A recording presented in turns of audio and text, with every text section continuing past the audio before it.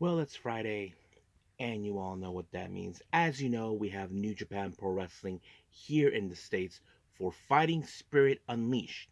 We have various matches taking place, such as the New Japan Strong Openweight Tag Team titles on the line. T, um, TMDK, Shane Hayes, and Mikey Nichols defend the belts against the Grizzled Young Vets. So we'll see about that. Then we had the four-way number one contendership for the New Japan Strong Women's Championship. Who will walk out to be the one to challenge the CEO Mercedes Monet? Will it be Anna Jay? Will it be Koguma? Will it be Azuki? Or will it be Trish Adora? We'll just have to wait and see when we get there. And of course, we got the AEW International Championship on the line, and of course, the New Japan Strong Championship as well. And then, of course, we have AEW's Rampage with various matches taking place as well.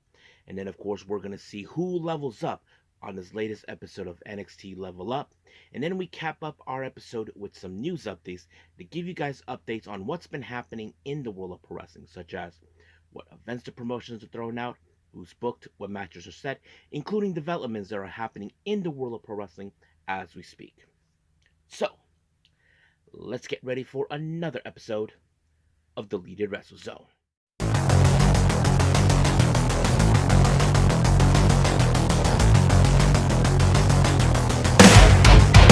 Are you ready? Get up, get up! Get up, get up! Get up, get up! Get up, get up! Get up, get up! Get up, get up!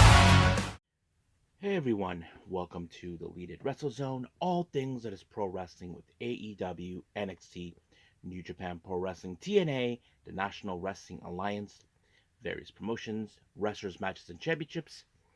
I am your host, J Rod here. So, if you are new to the channel, welcome. This is a channel where we do a lot of pro wrestling reviews with various promotions, not only here in the United States, but also in Japan, Mexico, Canada, Europe, the UK, anywhere in the world where pro wrestling is not as big, but it continues to grow. We also, of course, do discussion videos, talk about various topics such as the wrestlers themselves, the promotions, factions, storylines, whatever we want to talk about. We also, of course, do more news updates. If certain information was unable to be on this episode, we can either put it on the next episode or on the video separate by itself. We also, of course, do real-timing news updates to keep you guys on alert if something has happened in the world of pro wrestling that needs to be addressed ASAP. We also, of course, got the Nike Sayaka Watch and various other cool wrestling content as well. So if you like what you see, please subscribe to us. So click on that subscribe button. You'll be getting a lot of daily reviews and other cool wrestling content as well. But if you like this episode, please give us a like on the like button or a nice comment in the description down below. Now, all introductions has been said. I believe it's time to go full speed ahead and move on with our very first review, and this is New Japan Pro Wrestling's Fighting Spirit Unleashed.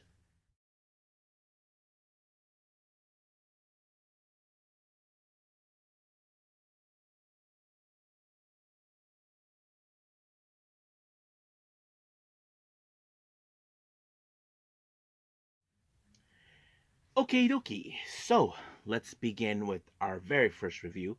This is New Japan's Fighting Spirit Unleashed. Now, this is many of few shows they do here in the States by New Japan. So let's begin with our very first match. We have one half of our current IWGP Junior Heavyweight Tag Champions, Kevin Knight, taking on the current IWGP Global Champion and leader of the Bullet Club War Dogs, David Finlay. Now, of course, we all know why he's there, of course, being the little cocky SOB that he is, of course, but there was some great moments that Kevin Knight took everything out of him, like tried to put him away, but it was no good until, of course, he put him away with the overkill, and just like that, it was over. Now, this is one of few title matches. We have the New Japan Strong Openweight Tag Team Championships. We have the Grizzled Young Vets, Zach Gibson and James Drake, take on TMDK's Shane Hayes and Mikey Nichols. Now remember, the Grizzled Young Vets have been known to try to prove a point that they are one of the most well-recognized tag teams. Well, they're going to put themselves through the test against, of course, TMDK.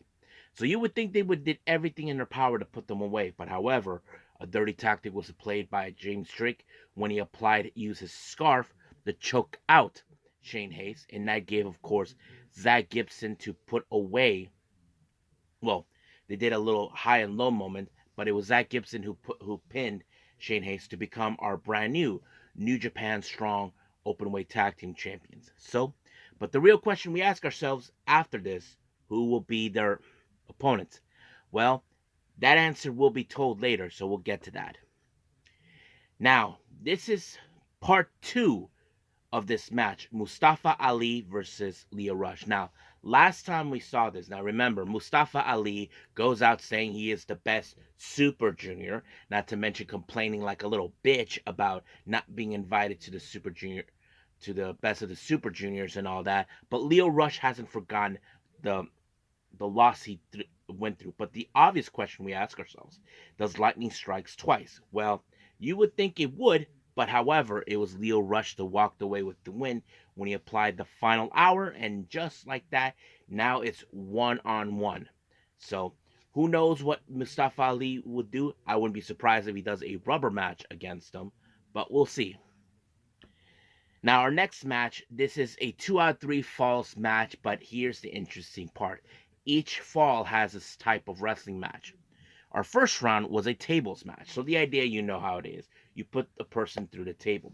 And we have West Coast Wrecking Crew, Royce Isaacs and Jarrell Nelson taking on Dirty Work, consistent of Fred Rosser and Tom Lawler. Now remember, this whole mess happened when, of course, West Coast Wrecking Crew just had enough of Tom Lawler. They turned their backs on him. But Fred Rosser stood by him.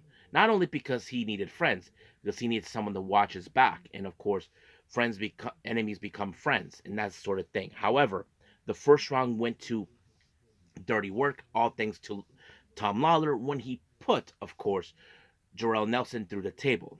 And then our second round, was in fact a submission, and apparently it was Royce Isaacs who put Tom Lawler in a submission, and that's how it went. And then of course we had the third round, which is a last man standing, and it fall in favor last man's four corners bull rope match, and that lended into, of course, West Coast Wrecking Crew. However, they decided to do a promo. People did not want to hear what they had to say. But of course, there is one thing that the West Coast Wrecking Crew want, and they felt that this was owed to them. And that is, of course, the New Japan Strong Openweight Tag Team titles. Now remember, this was something that they felt it should have been them, because they're the ones that opened up the doors for tag teams in New Japan, which of course I can agree. But they never showed anything. Now that they're feeling frustrated, they felt they have the right to that. So we'll see what happens until then. Now our next match is a number one contendership four-way match for the New Japan Strong Women's title. So the obvious question is, who will be the ones to challenge Mercedes Moné? Well, we have Trish Adora versus Anna Jay versus Koguma and versus Azuki. Now, of course, anytime you see Koguma, she does a little bear dance and all that. Well, that kind of worked. But however, who will be the lucky recipient?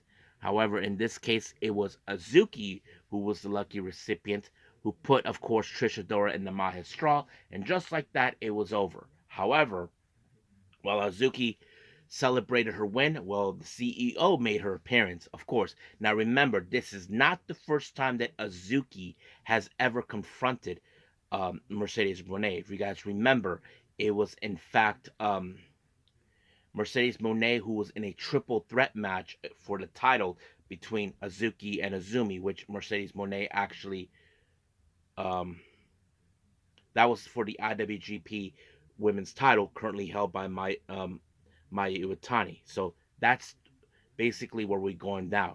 So we'll see what happens until that day happens. Now our next match, we have the Undisputed Kingdom, Mike Bennett and Matt Taven, taking on LIJ's Yota Tsuji and Shingo Tagaki. Now, of course, there's going to be some good moments on this one, but however, it was the Gene Blaster by Yota Tsuji onto Bennett that allowed him to win the match. However, while Yota Tsuji was celebrating his victory, he was viciously attacked by Jack Perry. Now, I don't know what he was doing, but it seems that he had other plans, so he decided that he wants a challenger on January 5th at Wrestle Dynasty. So, of course, and then, of course, Jack Perry was intending to do his usual thing to take out his opponent. Luckily, Shingo Takagi showed up, and of course, he's not going to let a punk like Jack Perry to get away with it. Our next match, we have Rohei Oiwa taking on Kenta.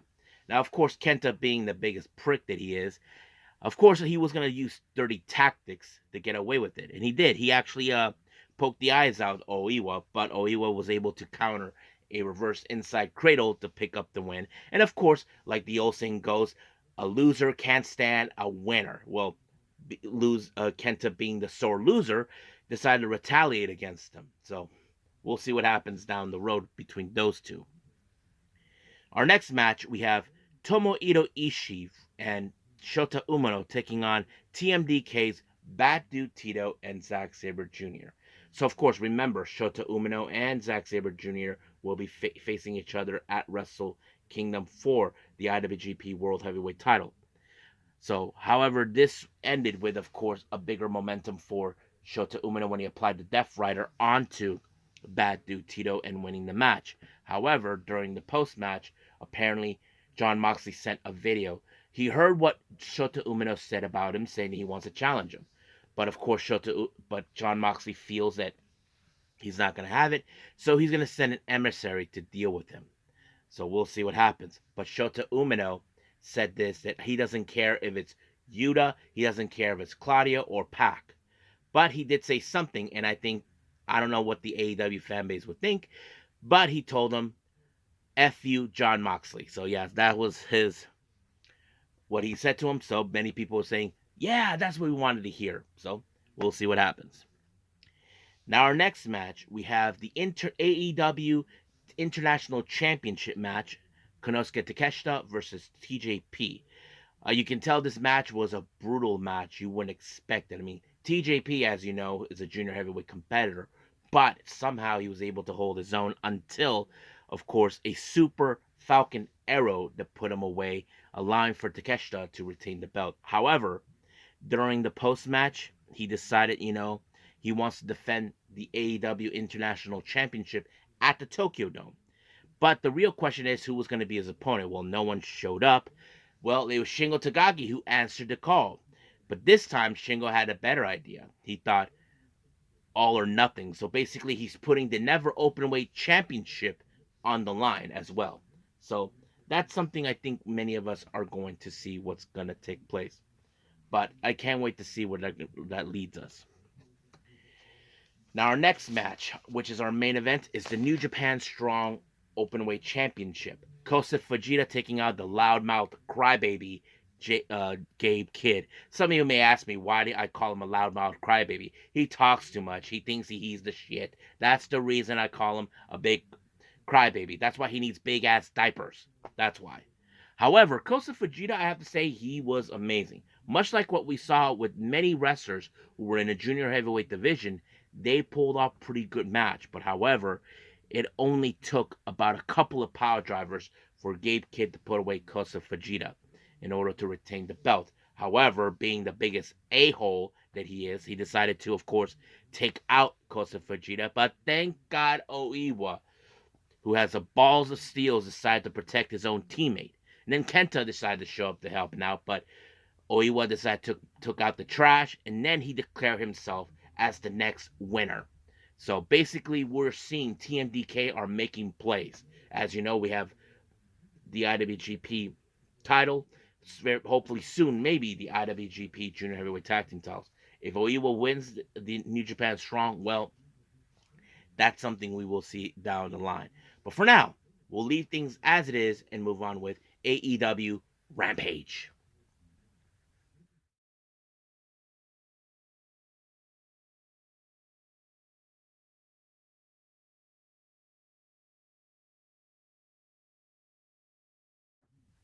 Okie dokie. AEW Rampage. We open up with, of course, the former AEW Women's Champion Hikaru Shida taking on Viva Van. Now, of course, many of you would think this match will end in Hikaru Shida, which is no secret. But it was, of course, as always, with Shida picking up her usual wins when she applied the Falcon Arrow. Now, normally she would do the Katana, but Falcon Arrow always proves, useful for her. So she picks up a win. Now, we did see, of course, Harley Cameron with another interview with Lexi. Well, once again, she's already out the cuckoo, out of her talking about these nonsense. But they had to cut down her interview because she's making it way, way, way too long. So, yeah. Our next match, we have the Dark Order, Reynolds, um,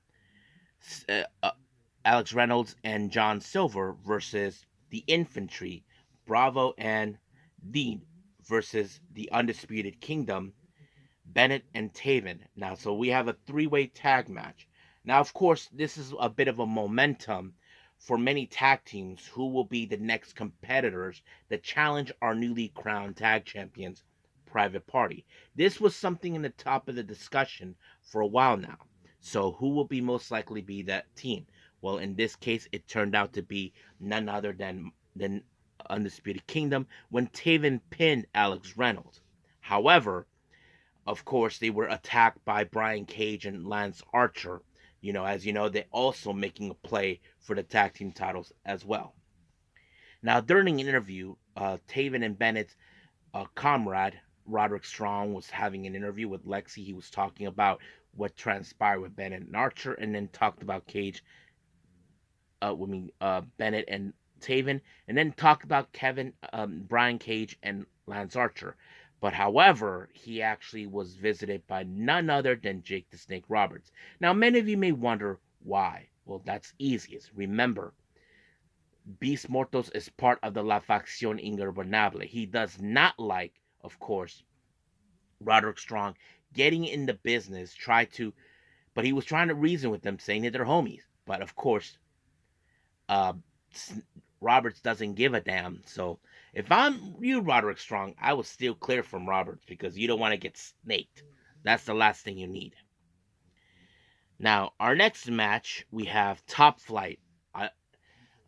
Darius and Dante Martin taking on JD Drake and Beef. Now, of course, JD Drake and Beef have been a formidable team, but when it comes to Top Flight, these guys are very talented. They do some amazing high spots. That's what they've been known for.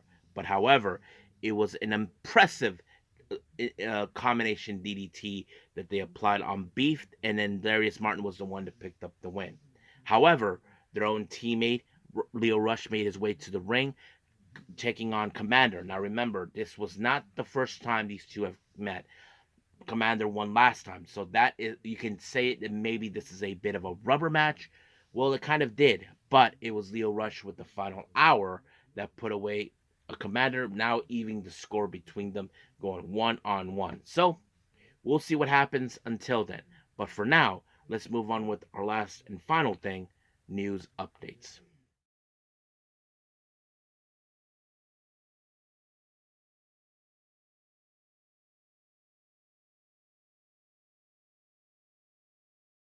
Okay, so who levels up on this latest episode of NXT Level Up?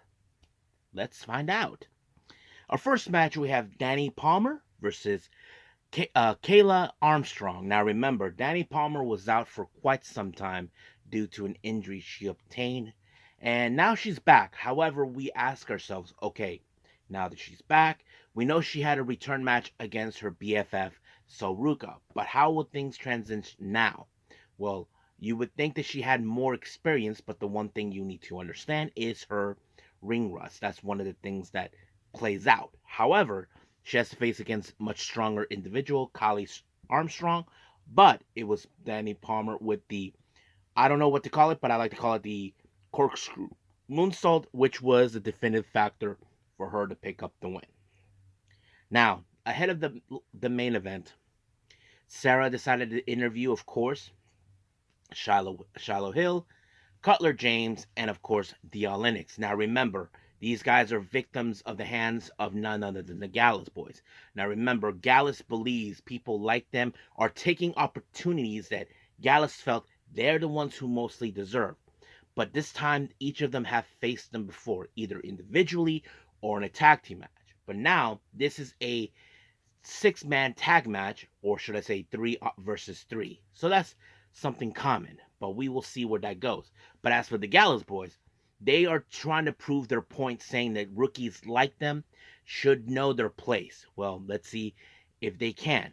Now we jump into the match itself between Gallus taking on Cutler James, Shallow Hill, and Dion Lennox. Now remember, each of these guys, Lennox, Hill, and of course James, they all dealt with Gallus either in singles competition or in tag teams competition.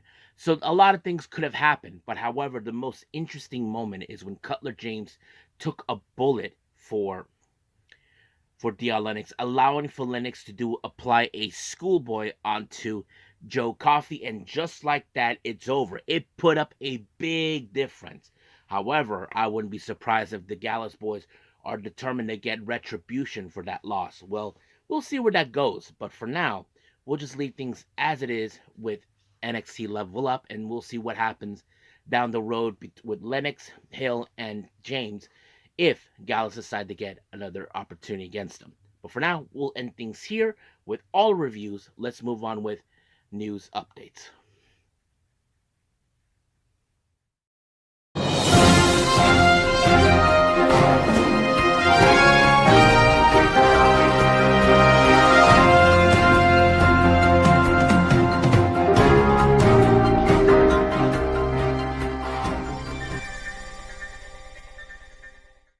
Okie dokie, so welcome to our news updates. So let's begin with upcoming events. Let's begin with GCW stuff since we're pulling all that in one pile. As you know, GCW will be making their way to Jersey City for Bloodsport 12, and that's going to be on November 14th. This one is a very interesting match. We have WWE's very own Charlie Dempsey. Now remember, he participated with Bloodsport this past April during WrestleMania week. Now he's back. He faces against the Deaf Samurai Akira. So that's going to be an interesting matchup. Now, as you know, they will be in LA for the Highest in the Room 3 on the 14th of December. They just announced Dr. Redacted will be participating in the show. And then finally, on January 26, 2025, GCW will make their way to London. Now, nothing has been announced yet, the name of the show, who's participating, but as we get closer and closer, we'll find out. Now, let's jump in. As you know, this coming, well, it should be already this weekend, we have, of course, the DDT versus DEFY event, called DDT Utero, hopefully I pronounced it right, taking place this on Saturday. We have Nick Wayne taking on Jack Cartwheel. So there's a lot of things taking place on that. Then, of course, on the 20th of November, Prestige Wrestling for the Always the Hard Way. They announced Drake Quan and, of course, Zay Perez will be challenging each other. This was announced recently. It appears that Stardom's very own Shooty will be making her appearance at a place called Asuka Pro Wrestling in Corkin Hall on the 27th of November. She will be taking on, of course, Ice Ribbon's very own Arisa Shinos. Don't know much about her, but that's going to be interesting. Then, of course, we have the Ladies Night Out 14 taking place on the 1st of December. Vipers versus TNA's very own Alicia Edwards. And then finally, this was announced for May 31st of 2025. Two German promotions will, in fact, have a bit of a collaboration. WXW and, of course, IWI Double. So that's going to be a very interesting collaboration between two promotions based out of Germany. Now let's jump into, of course, some developments here. We want to give congratulations to Myron Reed and his wife, Killer Kelly, on the birth of their child, baby girl. As you all know, Killer Kelly has been out of action for quite some time due to maternity leave. So congratulations, guys. Many of you have been hearing about WWE ID. Well, 3 more names have been announced for that. We have Jack Cartwheel, who was scouted from GCW. Zara Zacher from Millennium Pro, who's also a local native here in San Diego, where I'm from. And then we have Gene Legacy, scouted from Pro Wrestling Revolution. Now, speaking of WWE ID, many of you know this, as you know, there's been some concerns over certain wrestlers that made appearances in other promotions like AEW and all that stuff. However, this one was reported recently. Let me pull it up real quick. Mm-hmm.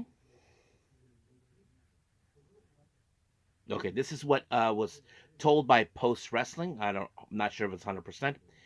There's no current restrictions when it comes to talent under WWID deals, doing jobs on the shows, or taking bookings.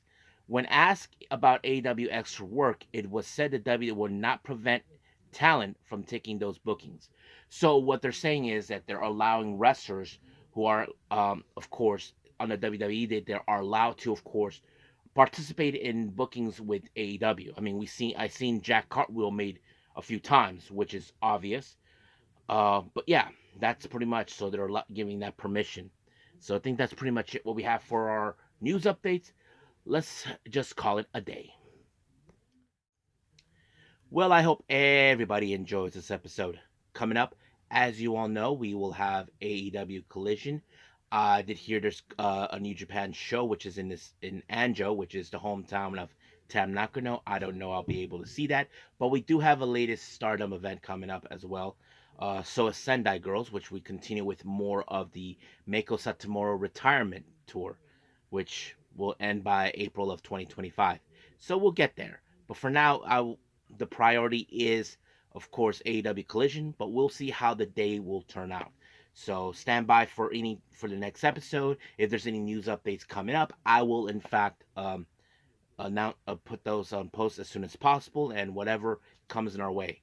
But for now, I will see you guys in the next DWZ time, same DWZ channel. I must bid all of you adieu. So, goodbye, and have a nice day. Bang.